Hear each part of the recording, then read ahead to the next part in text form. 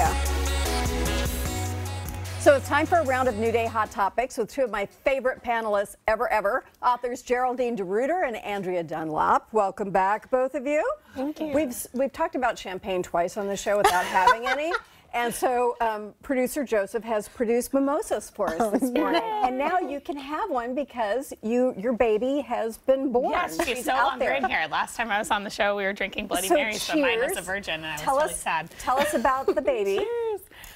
She's wonderful. Her name's Fiona. She's 3.5 months old, and she's doing great. She smiles all day long. Yeah, so you know, it's very happy for you. Challenging, as they say, but yeah, but it's been the wonderful. The whole thing's kind of challenging, but wonderful. Yeah, that's how it goes. Joseph, these are good. Thank you. I feel like we should just stop now and go ahead and drink for a while. I'm a little nervous because last time I got a little tipsy, Joseph. And then something happened in the hallway. Oh, yeah, no, I bumped into Nancy Guppy and went super fangirly over her.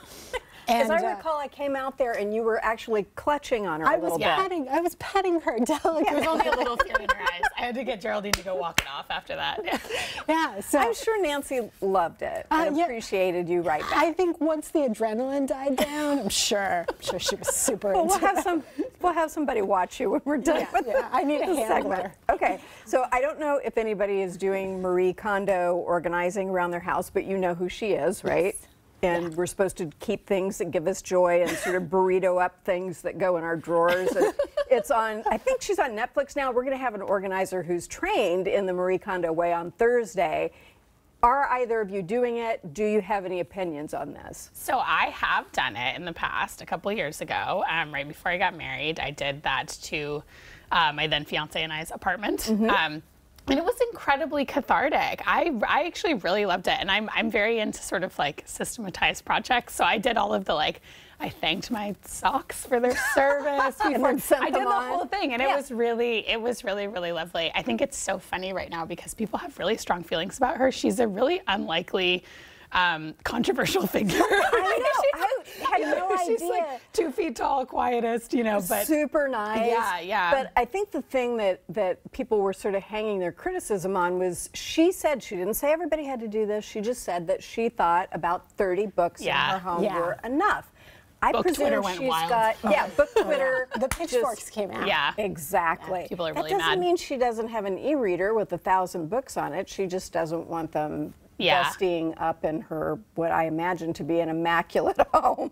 Yeah, well, and I think if you are a book person, 30 actually does feel a little bit small. But I don't know if people thought she was actually going to come to their house and take their books away. Like, you don't have to do it. It's not the Gestapo. It's just quietly crept in and was like, you don't need any of that. Come in, she blesses the house, and then she steals all your books. I would love that. Well, I love her because I think it gives us, there's gratitude involved, there's decluttering involved. And I have a lot of thrift stores are amazing right now. They're Isn't your whole outfit today is from Seattle? You always just kill it. That looks great. Thanks. Where do you do your thrifting? I'm not telling. Oh, no. Then there'll be competition. Doesn't want the competition. No. Okay. I want to talk about a feel-good story because I know that you and I have talked before about social media and the difficulties with all of that. So there was a little kid, 5-year-old, who'd been bullied for wearing fingernail polish to school, and this somehow caught the attention of Rob Gronkowski, who is on the New England Patriots, but we're going to forgive him for that because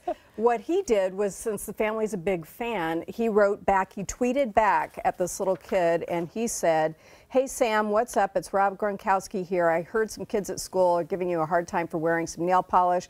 I just want to say, stay strong, do what makes you the happiest, and keep being yourself." And voila, I'm a Gronk fan. Yeah, I know. Me too. It's an Can we not position. just let people be? It's the most I've ever liked Gronkowski. Or a patriot of any sort. It's beautiful. And I thought what was great was also the little boy's father was the one who initially went on Twitter, and he said, you know, my son wears nail polish because he thinks it's beautiful. And then the dad said, and it is.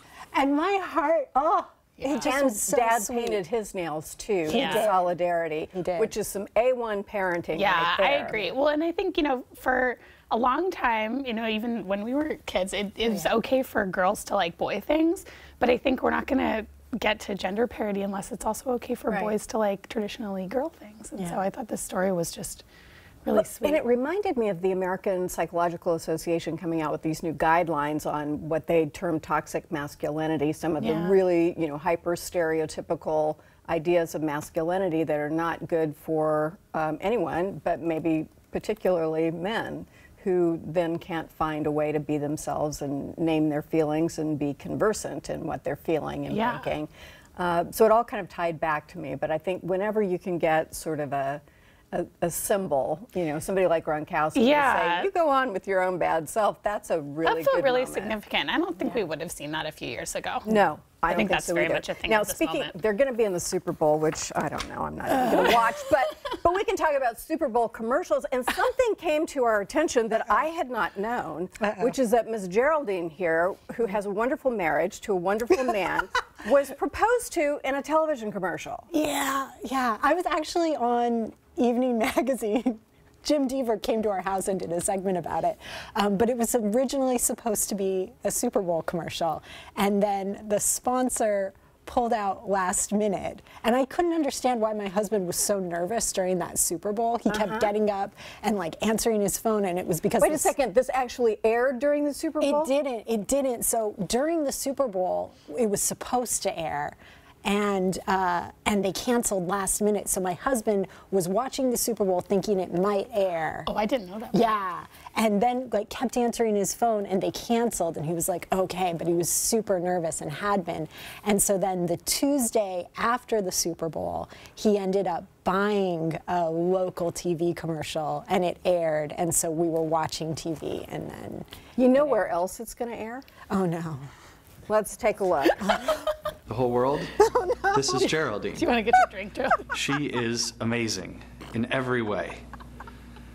For the last 5 years, we've spent the best parts of our lives together and made it through the tough times too. I couldn't ask for anything more in my life than her love, and that's why I'm here today. Geraldine, will you marry me? Will she say yes? What am I going to say? What happened? Spoiler alert. I Please don't tell know. me you said yes. You didn't say, well, let me think about it. Unfortunately, it doesn't look like you have my reaction on here, which is great. I wish so we did. I started screaming. I did say yes. Things worked out really well. But what's hilarious to me is that it's been 12 years. That does not look like my husband at all. He looks really different. He looks really different. I think he does. You look exactly the same. Thank you. That was the good answer. You guys look great. You absolutely do. We were going to talk about Super Bowl commercials, but let's just quickly talk about, because we'll get a load of that, the Polar Vortex.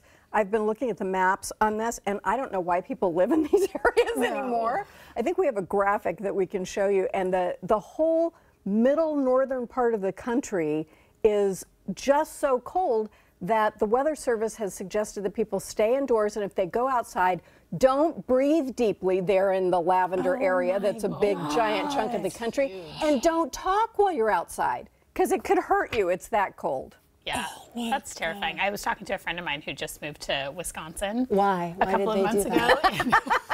I'm kidding. And her mom was calling her to make sure that her dogs had shoes to wear. So I thought that was just funny that was the thing. I just, this is the business that we need to get into. We need to get into the dog shoe industry. yes. Yeah. That, I very am told first we job have out of time college. for one Super Bowl commercial.